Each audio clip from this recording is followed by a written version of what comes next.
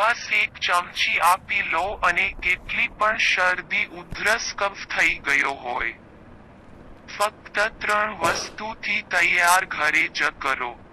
8 થી 10 કાળી મિર્ચ લઈને એને ખાંડણીમાં બારીક ભૂકો કરો. 4 લાંબી પીપર લઈ બારીક ભૂકો કરો, અને તેમાં 4 ચમચી મધ નાખી બધું મિક્સ કરી રોજ 1 ચમચી ગરમ પાણી સાથે પીવાથી વર્ષો જૂનો કફ, શરદી, ઉધરસ સારી થઈ જાય છે.